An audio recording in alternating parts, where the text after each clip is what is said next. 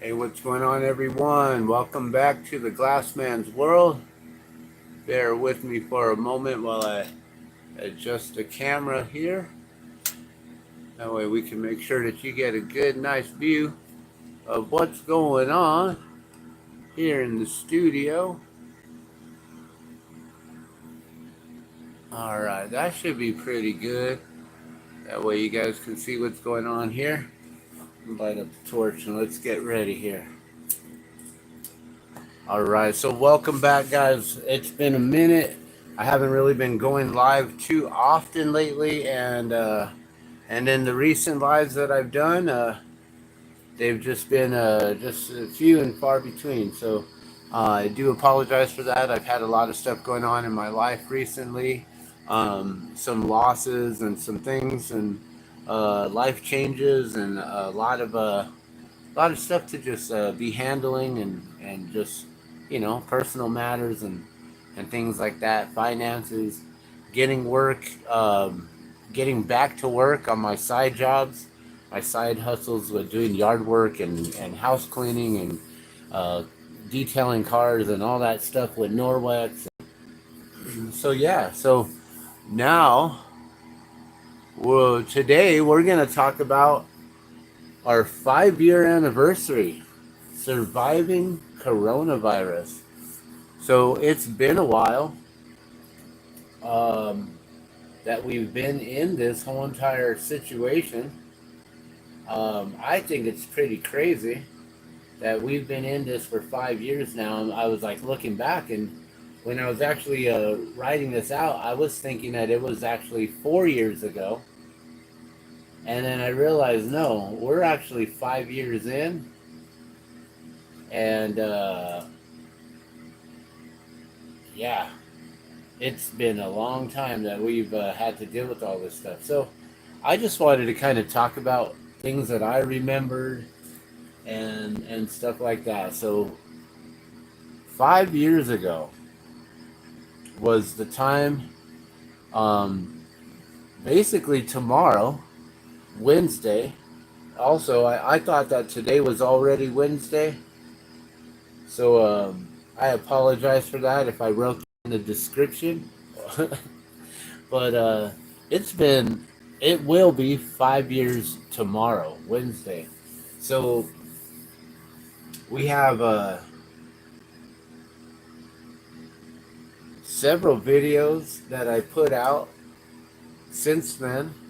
We started several different playlists, and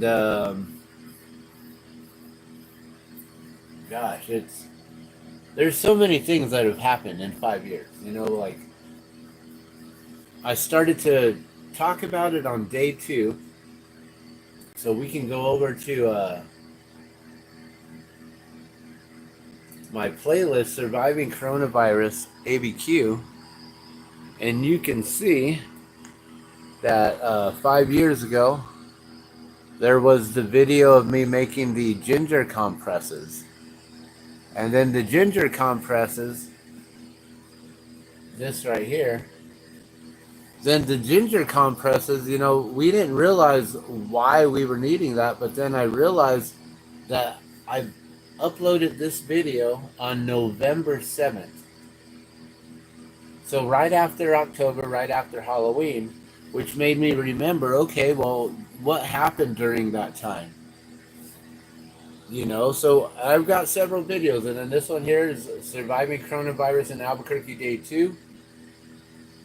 We had a 3-hour and 50-minute video on the Albuquerque City Council meeting, and then the governor also announcing a 15-day stay-at-home plan. And remember how 15 days turned into 2 weeks, turned into 2 months, into 2 years. Now we're 5 years later, guys. So many different videos. How this all accelerated the end of cash. Like we're still moving into that, the digital realm. All kinds of different things. A look inside the distribution of all the jabs and things. What are they? You know, this being just the start, something far worse is coming. Talking about this 5 years ago. So yeah, we had a lot of information that I tried to share out. A lot of this started out with me doing updates for surviving this in Albuquerque, and I only did like a couple of days, day 2, then day 11, and then there might be some videos in here where I did a few more. But other than that, like I think that I pretty much just like was at that point I created um, the group on Facebook, which is surviving the corona. Uh, and so that's basically it. This right here, instead of adding the ABQ, it's just this. It's a group in Facebook. So let me just show you what I'm pointing at right here. So this is what I'm talking about.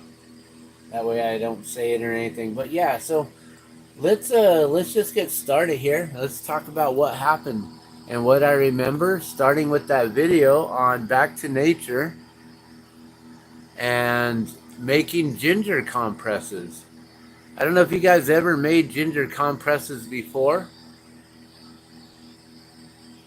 but to make a ginger compress, what is a ginger compress first off? Well, ginger compress is basically where you take the ginger, you extract the ginger, and you put it onto like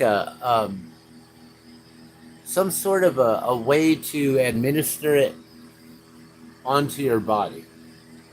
So a compress, like, you know, a hot compress would basically be like a hot towel, right? So a ginger compress would basically be like a towel full of like ginger within it, right? And so what we do is we basically take the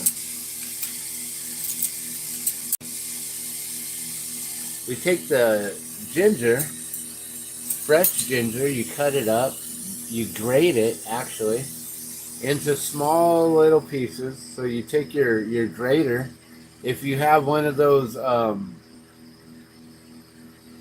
kind of like a grinder on the side of your cheese grater, that works really well. And so you would just basically grind up your ginger, put it in a bowl, use a fork to help extract all of the other oils that are within it, and just like kind of press your fork in it and squeeze out all the juice and just force out all of it into the bowl.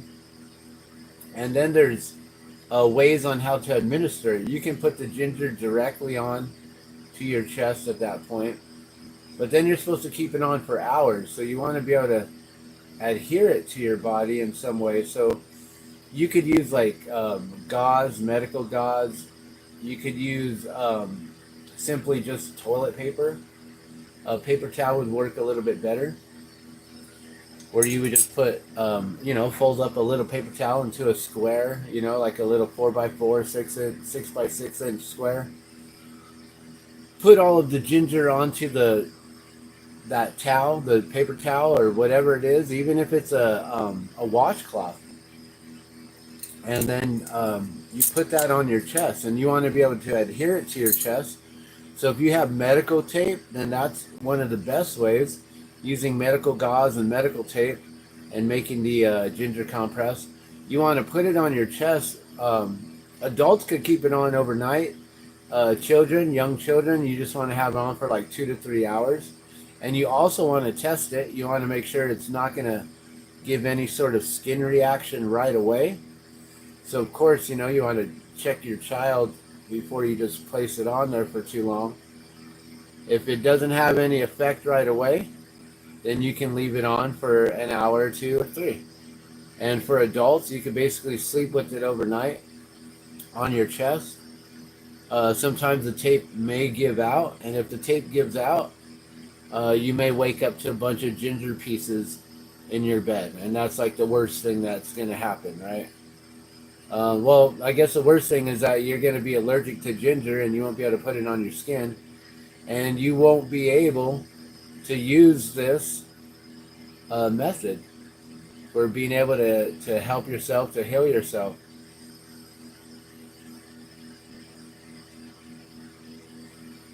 So we posted that up, or I posted that up November 7th. That was the first time, and I didn't know what was going on at this time, right? Like, no one knew what was going on at this time. We're talking November. So October, a week before Halloween, we had an unexpected guest that needed to come and stay with us for a moment. A friend of mine, his sister needed a place to stay and needed to get out of a situation really quick. So we decided to help her out. But we were also thinking it was only going to be for a couple days, and then she was going to get to their parents' place, right? And then a couple days ended up being like a week later. And at the end of the week was Halloween. We didn't know this individually too well. You know, I knew my friend, but I didn't know his sister very well at all. So we weren't too sure on leaving someone in our home all alone while we went out trick-or-treating with our children. So we had to make arrangements and make sure that she was able to get a hold of her family before Halloween, so then she could find her place back with her family, and so we could go trick-or-treating and not be too concerned about all that. So I remember that whole week she came over. She was staying on our couch, and she was coughing. She had a bad cough, but she was saying that it was a smoker's cough, and that every morning she woke up and she had a cough, but it sounded a lot more deep-throated and really, really bad, you know, and she had some congestion going along with it, right? And, you know, we just thought, oh, I guess so, it's a smoker's cough. And then she would wake up and she would, you know, light up a cigarette to help her smoker's cough, I guess. And so it just became persistent. And I was like, okay, well, that's never going away. If you constantly smoke while you're coughing up a lung, right? So eventually, you know, she left, and possibly around Halloween, I don't know if it was that day, that night, or the night after, we started to feel ill. And that's when we started to come down with some sort of a cough and a cold. The upper chest was very congested. And then by November 7th, which was a week later, like basically 1 week after, I had figured out how to do ginger compresses, which we were doing for several days before that, and it worked. And so that's why I made that video. It's called Back to Nature in capital letters, -ginger compress for chest congestion by The Glassman's World. Only 70 views 5 years ago. It's only 7 minutes and 41 seconds long. And so that video right there gave me a record. Had I not posted that video up, I would have never have known exactly when I posted it up, when we were using the medicine for our illness, which hit us the end of October, beginning of November, right? And then I remember also prior to that, this whole year prior, they said there was this huge flu pandemic that was going on, and it was taking people's lives.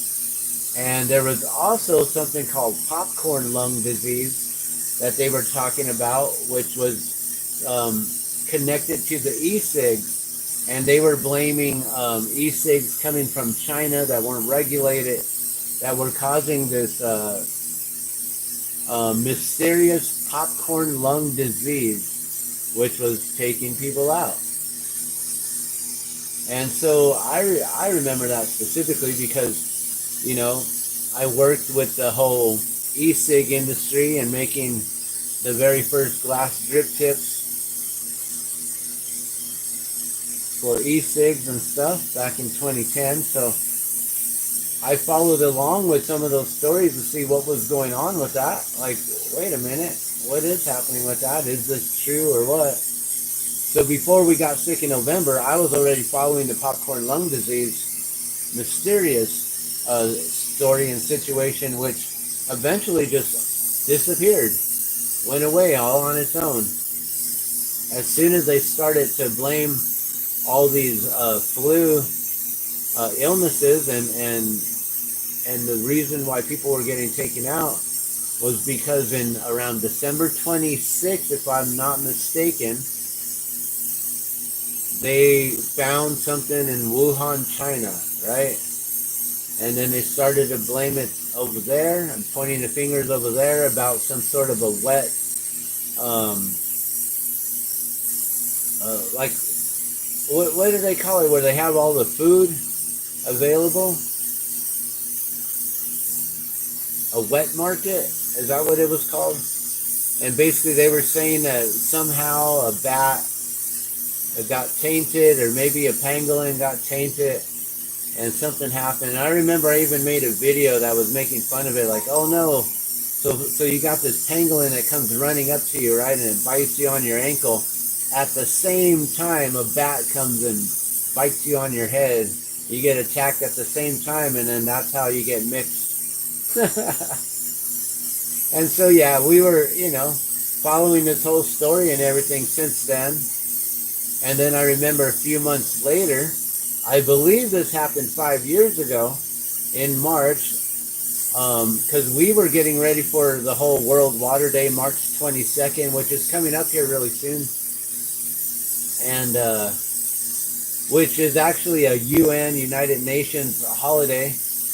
Once I found that out, I'm not really too much of a fan anymore about that, but we'll still celebrate it because it's all about water, and water is life. Every drop counts. But we were planning out a Water Day event, World Water Day, March 22nd. We were going to do an event with another group called New Mexico Treasures.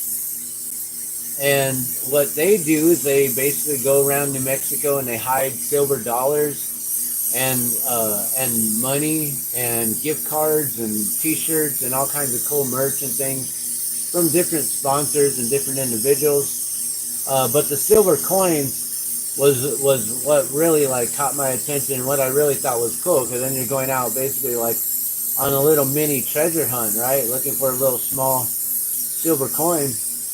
And I don't know how they did it, how they were able to afford to just put so many coins out there, and I have no idea. I mean, because silver isn't like, it's not cheap at all. So this company, New Mexico Treasure Hunt and the Drop of Water, we were going to team up and pair up to make a event called Trash for Treasure, which we were going to host down there by the Rio Grande River in Albuquerque by the Bosque. Have people going around looking for treasure, and in doing so, also picking up trash while looking for treasure. And then those who brought back a bag of trash after their hunt, and hopefully they could find some treasure too, right? Some silver dollars or whatever we were going to put out there. And then we were going to gift them the Drop of Water for basically contributing to helping to clean up waterways in our local area. And it was on the news. We had a local news reporter come out and interview us and ask us about what the event was about and everything, and help us to gain a bunch of individuals to come out and help us. And then, so this was just a few weeks right before March 22nd, right? So literally 5 years ago, but maybe a week or two prior, we were on the news talking about this event. And then all of a sudden, during this week of March 13th, on Wednesday, the state of New Mexico declared shutdowns, and that schools are going to be closed down for at least 3 weeks.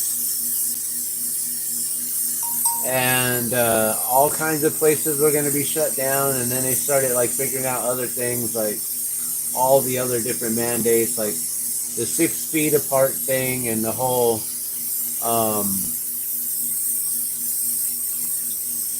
2 weeks, 2 months, 2 years, right? And so many other different things, where the mask mandates, not being able to be out in public, stay 6 feet apart.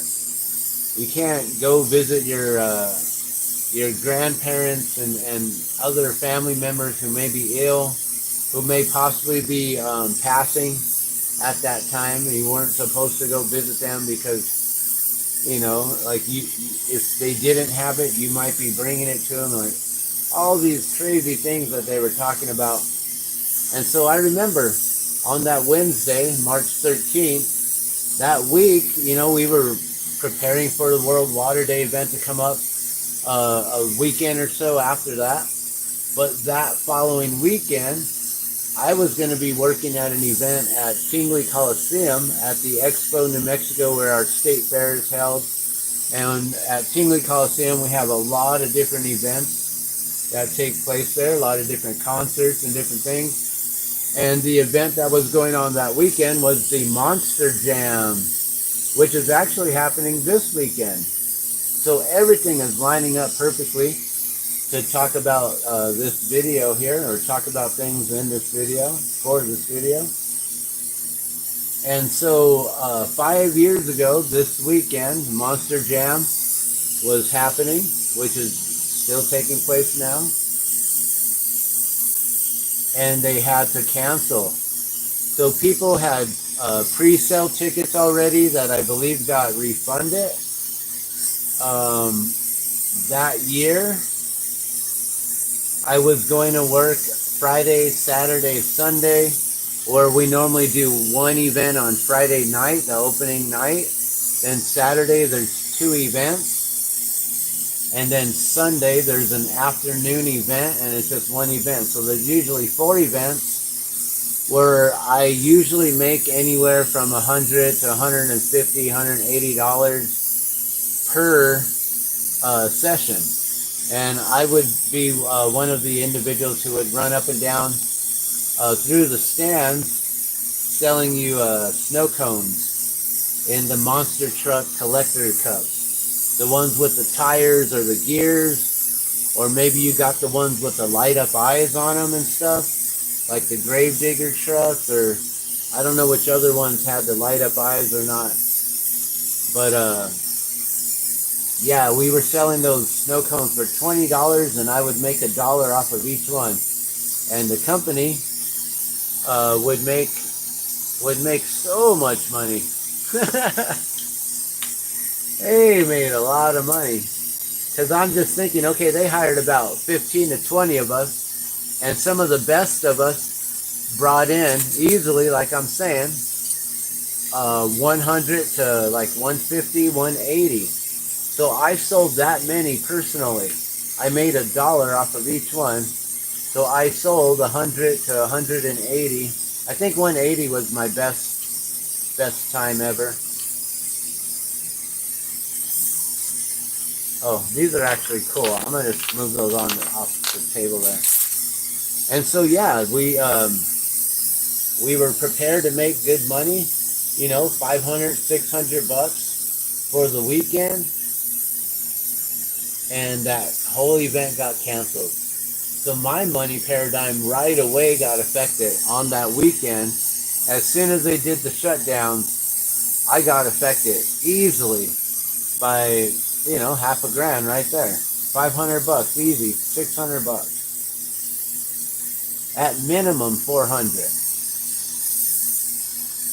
And so yeah, that really affected me. I was like, wow, okay. And everything is shut down, so we can't even go and do vending events. So we had some different events where we were vending at, and all the markets, all the craft fairs, all got shut down.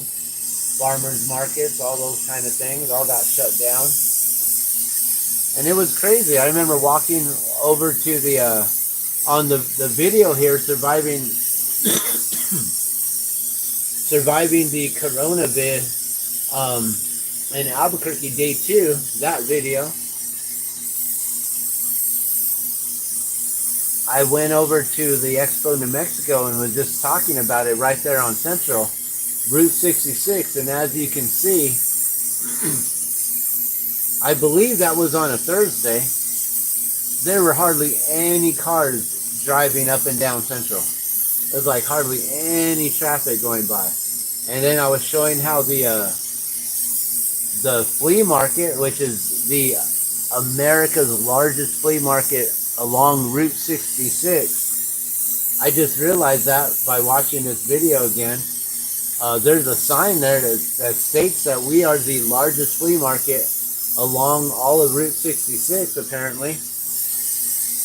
Or we were then, 5 years ago. And now they're going to remove, they're going to redevelop the Expo New Mexico, change it all up, and I think that the flea market's going to be moved. So are they going to move it off of Route 66? That's going to not allow us to have the America's largest flea market along Route 66 anymore if they do that. So a lot of changes have been occurring ever since all these mandated lockdowns, shutdowns, businesses have closed, and now they're coming in redeveloping areas for affordable housing, which no one has ever defined what affordable housing actually means.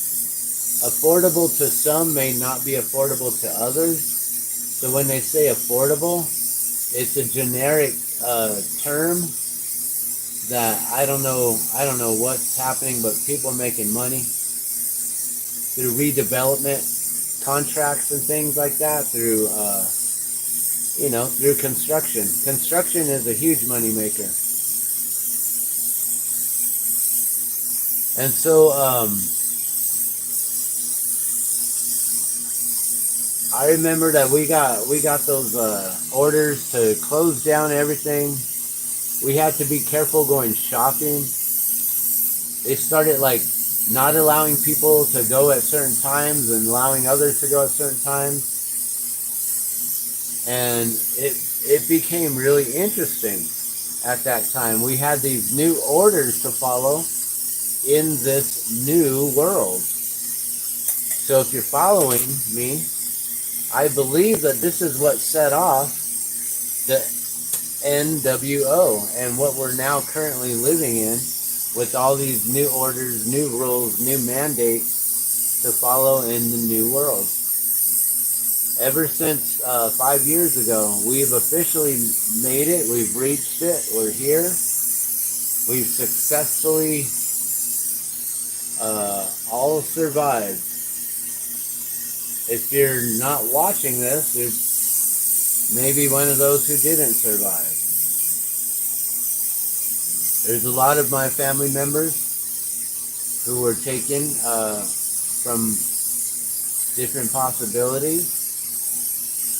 It's hard to say anything because nothing has never been confirmed nor denied. Well, I guess there's been a lot of denial.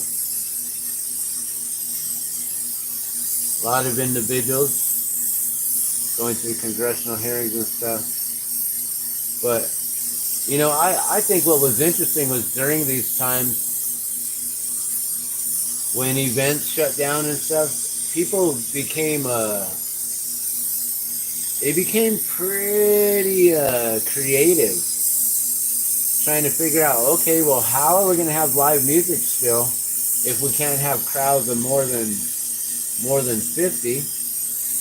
And then I think they even brought that to you can't have more than 12 people in the same room or something like that. It got way ridiculous.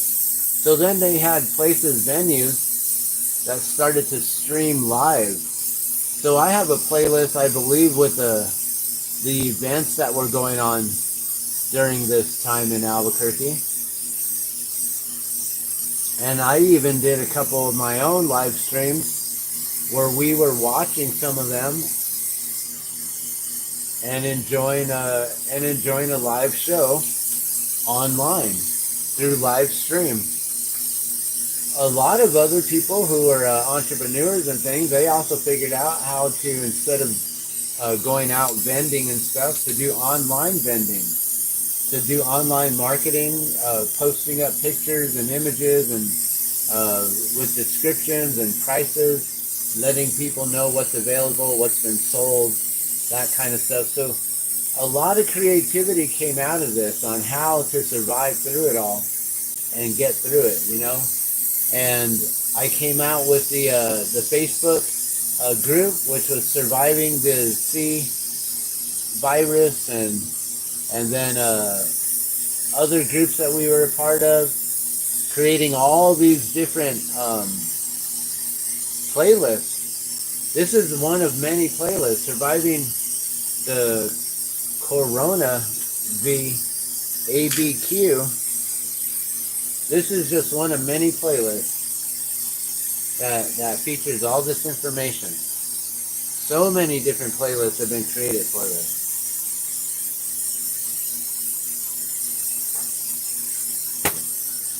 I remember in the beginning, before the mask mandates came out,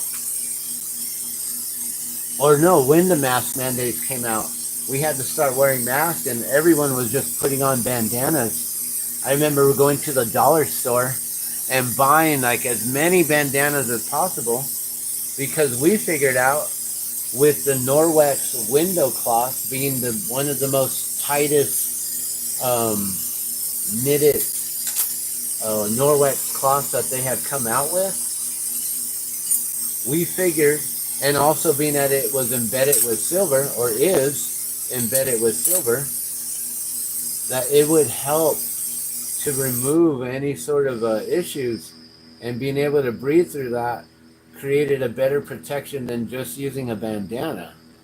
And so we started making the very first like Norwex masks, but they weren't theirs, like it was our concept. And I remember I just started like cutting up the window cloths, making little tiny, like, I don't know, 4x4 swatches or something big enough, maybe 4x6, 4x5 little swatches that were big enough to cover over the mouth, but you would basically put them in between the bandana when you would fold it. And then I started to sew them in, and creating a mask version of a bandana. And yeah, we're like, you know, we were trying to become very creative in those days and trying to figure out what is going on. I personally thought, where is this all coming from? I didn't believe that it was just spreading from person to person that quickly, and I was thinking that maybe something was falling from the sky with everything that they do every day, with those the trails that are left behind and things like that. And so I wasn't sure what was going on. I was keeping myself protected, because if it was airborne, then we were all going to be able to be susceptible to it. And I wasn't sure what was happening in the beginning. And I was watching very closely. And then I was making videos on, you know, when you come back inside, if you were out there and if things had fallen on you, or you accidentally rubbed up against someone, or you touched something, you know, like riding the buses. The buses were still running at that time. And I even spoke with one of the drivers on the video. Like, you can hear me saying that I spoke with one of the drivers and asking him if he thought they were going to shut down the buses. And the driver said, "No, they don't care about us." So they made sure to keep the buses running. And the driver felt like that he was forgotten about and they didn't care about him. They just needed him to do his job, right? And so, yeah, there was individuals who were sharing spots on the bus very close to each other. But then they started to make those signs, and one row or one seat would be like available, but not the other. Like, it was really interesting. Less people were allowed to ride the bus at that point, so you had more people waiting and waiting and waiting for the buses at bus stops. More people starting to walk or ride their bikes. And that was a good thing. People started riding bikes more often, which was pretty awesome. During that time, I got into getting a bunch of bicycle parts and bike frames and fixing them up, putting them together so then I can sell them and try to make some money, because I didn't have any sort of way of making money. My markets were shut down.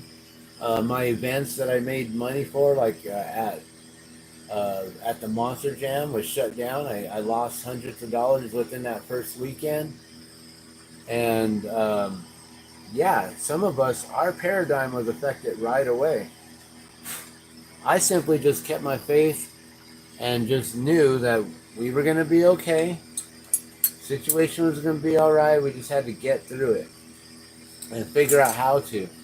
And then, you know, food scarcities, toilet paper scarcities, the face mask scarcities. People weren't able to get those. People started buying all the wipes, all the toxic wipes that they would use on their hands that you're not supposed to. You're supposed to use gloves when you use those kind of wipes and stuff. But people were using them on their hands, on their face, on their wherever, on their bodies. It's so gross, so toxic. People don't realize it seeps into your skin and into your bloodstream within 26 seconds. But people aren't educated enough, or they're not willing to dive into that sort of information to find out for themselves. So we do our best to share information here. You know, if you think this information is important, you know, please share this out. But if you don't think it's important, well, just keep it here. But yeah, you know, we had a lot of issues with the food scarcities and all kinds of stuff. And then I know I started to we started collecting food, and we started to store canned goods. We normally don't even eat any canned goods. So for us to start storing canned goods and things like that, preparing for the possibility of food becoming ridiculously expensive or just unable to even obtain, you know, we also had like all of the shipping containers that got blocked at the ports, and issues with the shipping containers coming in all at the same time. There was so much going on all at the beginning, guys. I don't know if you guys remember. And I don't know if you guys followed a lot of the stuff that was going on prior to the shutdowns and lockdowns 5 years ago, and what was going on in like the months like in February and January and in December, and even during like the end of 2018 and all through 2019. You know, like if you weren't really paying attention to what was going on in the news and the media and all the stuff, then, you know, you didn't really like get the full story of it.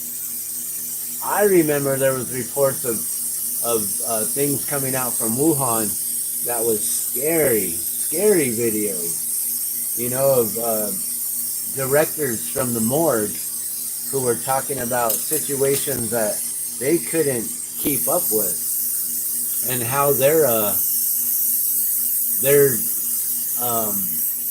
you know, their job capacity of the day before that was about 30 individuals that they would have to I guess I will say process, and well, I don't know if it's illegal to say, but to basically to put through the crematorium, right?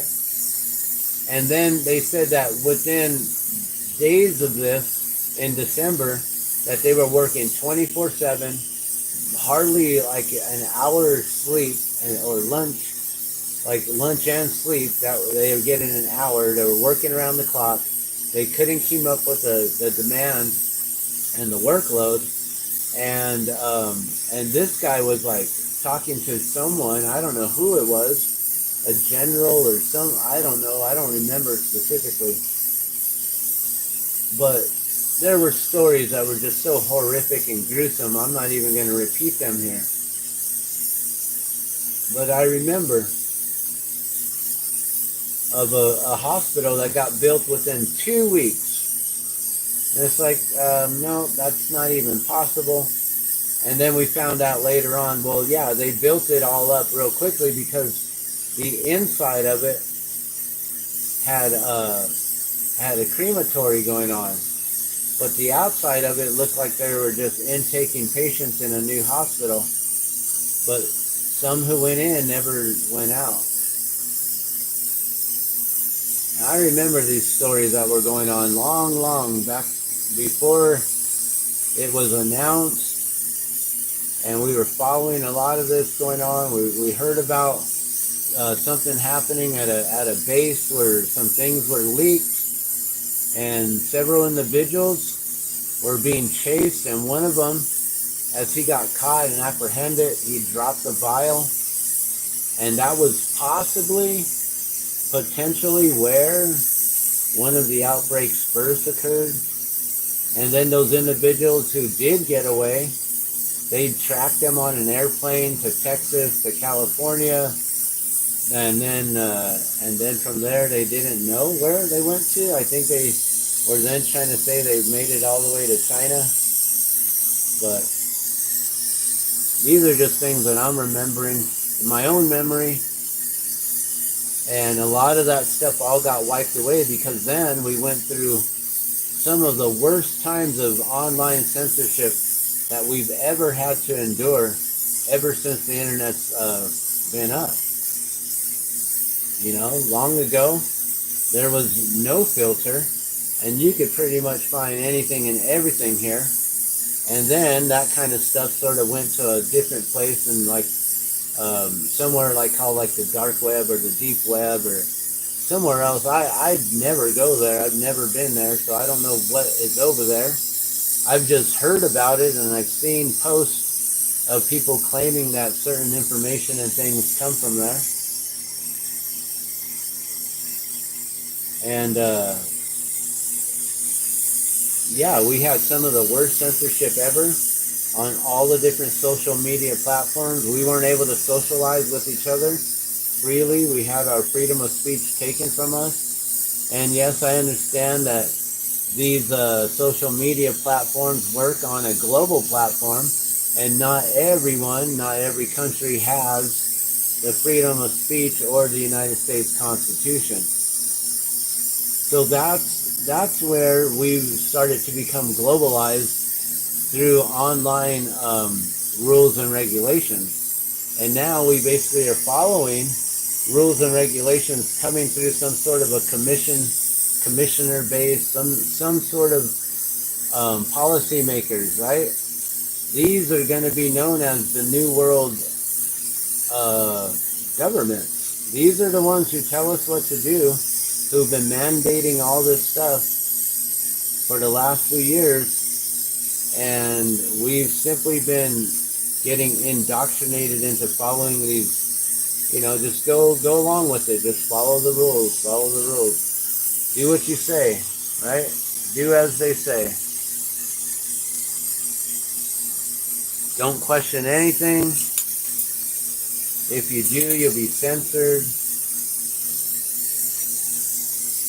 And then they started this stuff with the whole social media credit score out there in China, and they're rolling that out in other different places. And, you know, if you don't adhere to their rules, you don't follow what they want you to say and do, then you'll simply get shut out of the system. You won't be allowed to use your digital finances. You won't be allowed to go shopping locally because you won't have any way. Basically, you get forced into becoming a beggar and becoming homeless and things like that. It's pretty interesting how this is all being played out and how it's been played out. There's so many videos that I'm going to start watching now on my playlist here to see exactly what I was saying, where my mind was, and really like to really even question my own self and what I was doing with certain things, like coming in and wiping my whole self down and all the money that I had just gathered and touched, you know, wiping it all down with the Norwex cloth to make sure I wasn't contaminating myself, you know. And then that dawned on me, like, wait a minute, they got us being 6 feet apart, they got us doing all this and doing all that, but yet we can handle money and hand money over to each other, and it goes through the cash drawers and into other people's hands, and we're not too worried or concerned about any of that.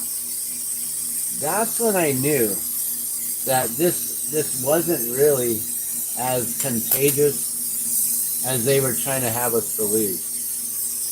When I realized that, wait, everyone hasn't gone cashless yet, and we're like, they were trying to push and promote for that, but not everyone had, and not everyone did. And I think it was a little too soon or something like that for those systems. But we're still working towards that. I know recently I went to our bank to go and deposit some coins that we had and just put it into our account. And the lady, the bank teller there, she said, "Oh, sorry, we don't take coins anymore." Or she said, "We don't take loose coins anymore." And I was like, wait a minute, what? And she's like, "Well, if they're rolled up, we can take a few, but we're not taking any more coins." I was like, wait a minute, what? Like, you're not taking coins anymore? You're not holding them in a vault? Like, wow, okay. Like, we're really going to this cashless society soon. That's what PNC Bank. So I'm like, whoa, okay. That's quite interesting. So I rolled up, I think it was 1 or 2 rolls of quarters, and I think that was all they gave me. It was just like, what is it, like $10 each roll? So I think I got like maybe $20 that went into our account. I'm like, I was trying to put in a little bit more with all this coins, because we save all of our change and all our coins, and so we have a lot of change from time to time. I have a bunch of change in my pocket right now.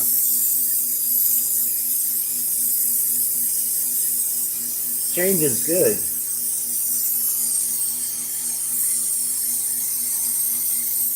But sometimes people aren't ready for change.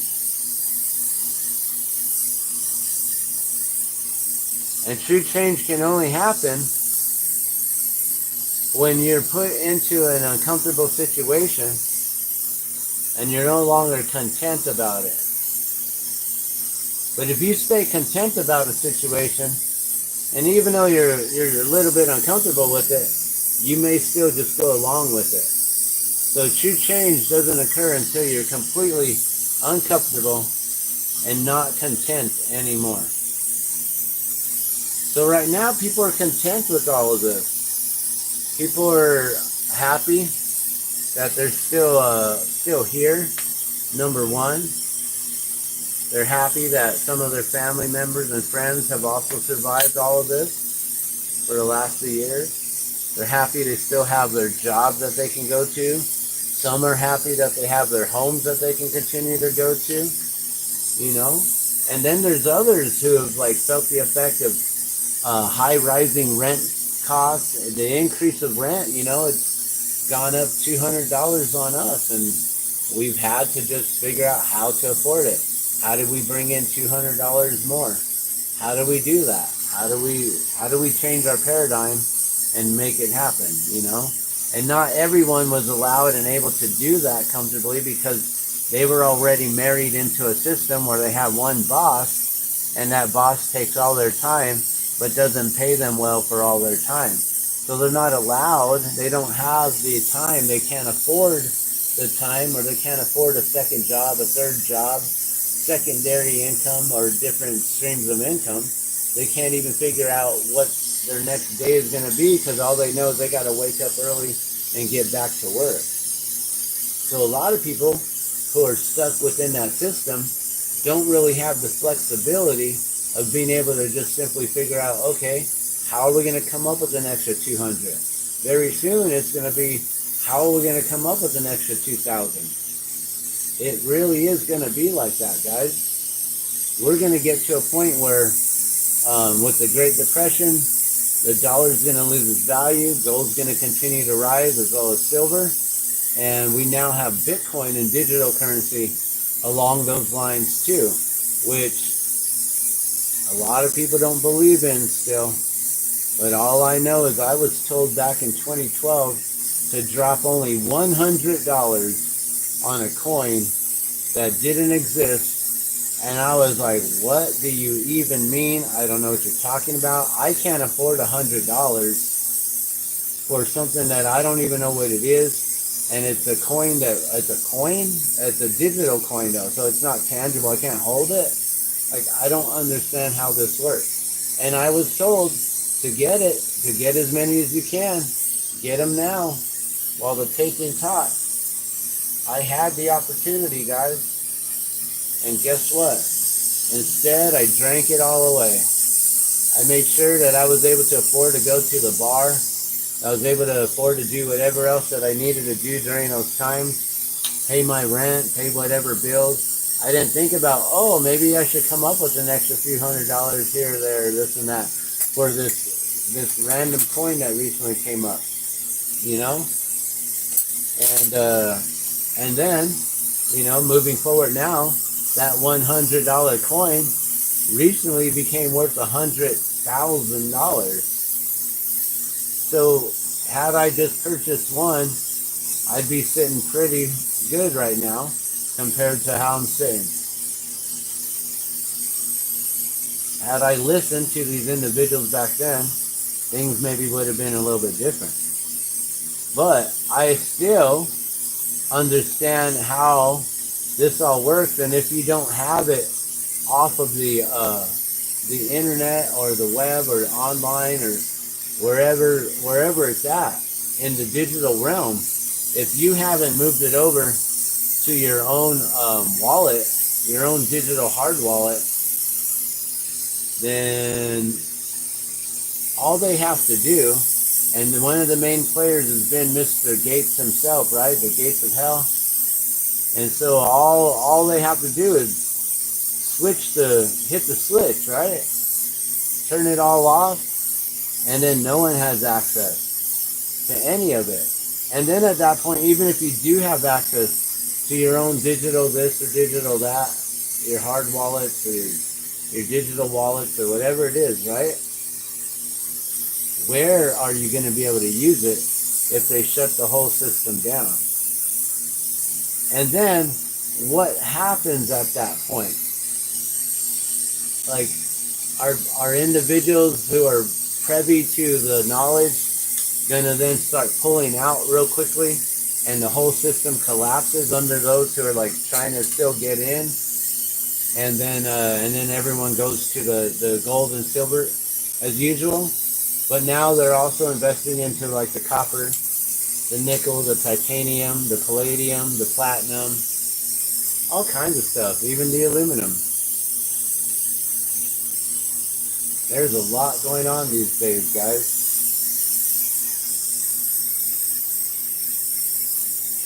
So right now I'm just working on a couple of these jellyfish here.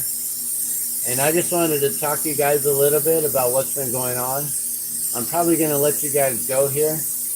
We'll just finish up this one and I'll just kind of wrap it up here.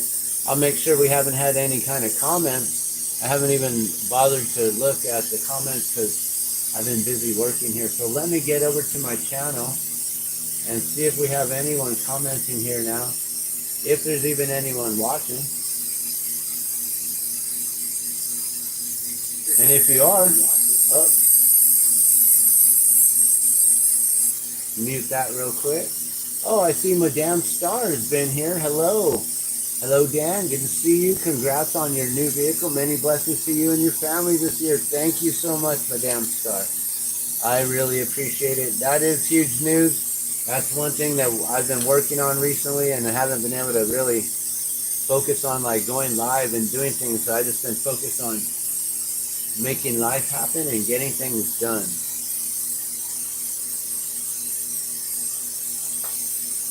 But yeah, that is huge news for our family after 2 years of no vehicle. It is such a blessing to finally have that. And there's a few things that I still got to figure out right now. But other than that, things are good. The vehicle runs and got it for an amazing price, a really awesome deal. So yeah, I'm happy with it. Here's a couple of the recent jellyfish that I just made yesterday. Let's see if those pop up and show up well on the camera here. But yeah, those are pretty cool. I love the heads on these. I'm using what I call my moonstone color. It's a white stick of color. I don't even remember what they call this. I'm gonna have to get more of it though. But it's white and then it goes clear, but then it comes back with that that translucent iridescent look, and it's beautiful.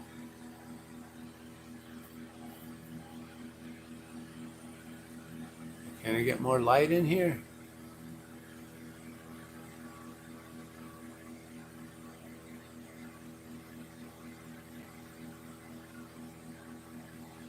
Yeah, so these, usually they're $30 online.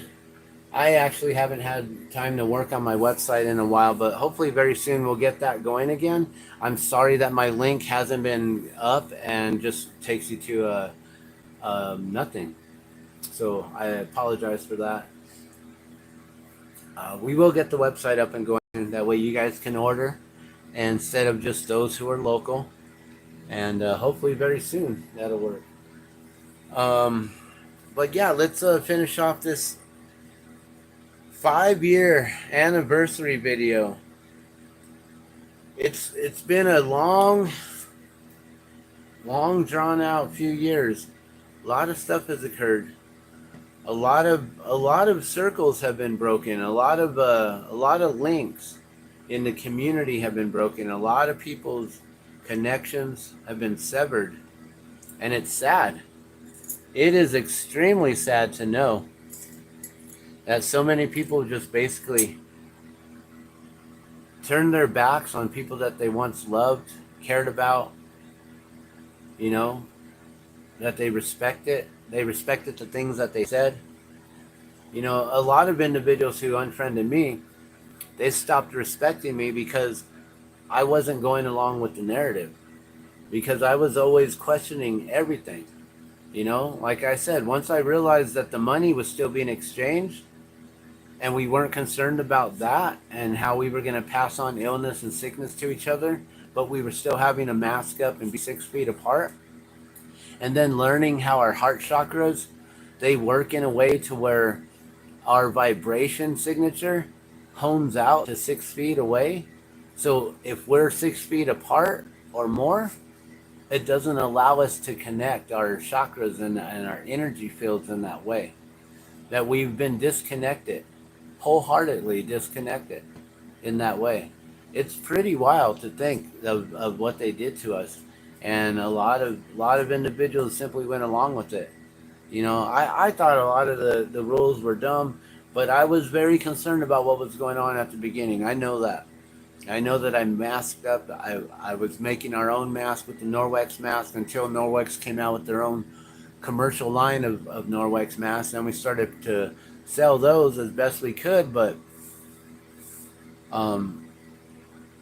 there were so many people selling masks that it was.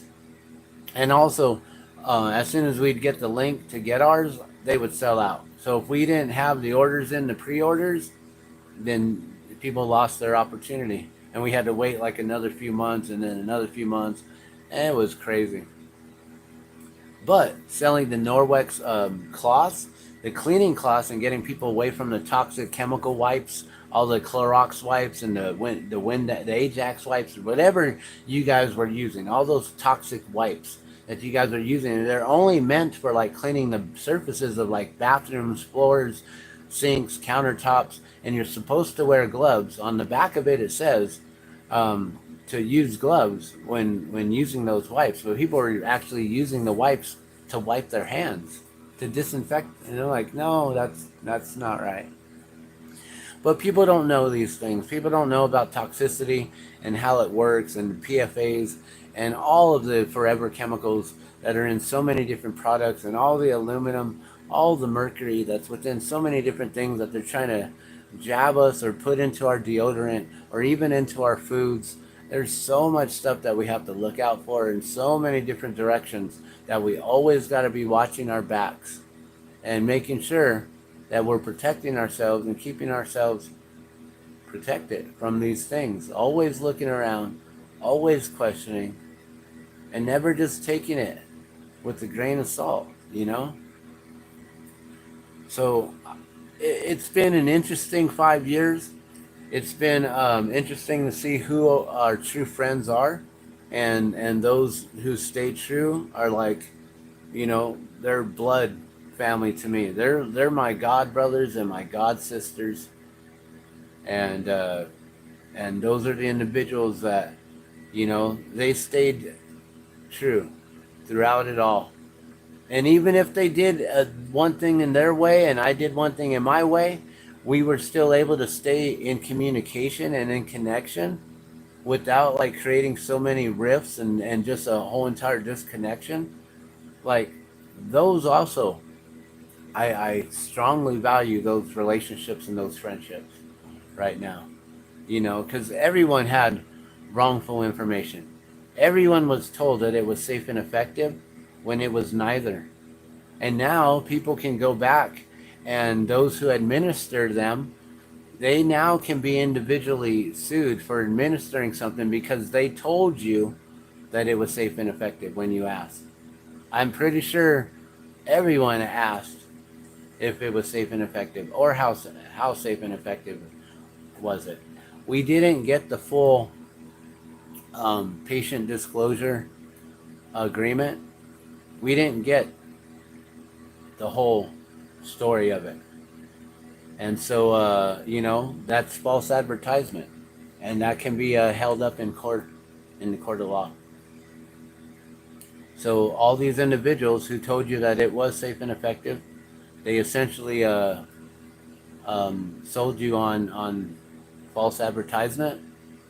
And every individual, everyone who was involved, everyone who set up pop-up tents and little pop-up clinics, those who were working for Walgreens, those who are part of all these different, anyone who was associated with administering it can all be sued now.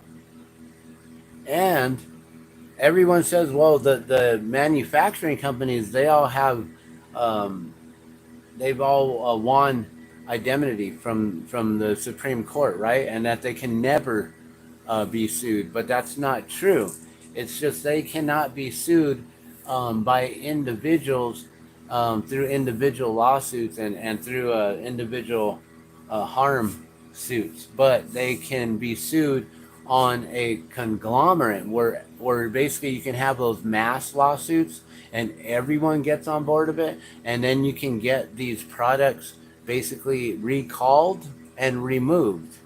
So these are the steps that we now have to do. We also have to just basically open up conversation without having the fear of whether, like, let's not worry about anyone's opinions anymore. Let's just stick to the facts. Let's stick to the data. Let's stick to information that's out there that is true, and question everything, because some might get some information that others may not get, and vice versa. You know, all of our algorithms will bring back different search results if we all search for the same thing through Google, through Bing, through Yahoo search, through any of these search engines, DuckDuckGo, whatever you have it. If you're searching anything, your algorithm is going to affect what your search results are. So everyone is going to get different information. So those who have been following like people like The View and other sources of information, they're going to always get that sort of information and data to come up. So of course they're going to get that sort of information and possibly be misled into other things, right? But what we need to do is continue to go through the peer-reviewed studies and these papers and these pages that are being published. One of the best sources that I've been able to follow throughout all of this, he's an individual who did not get censored. He did not get canceled.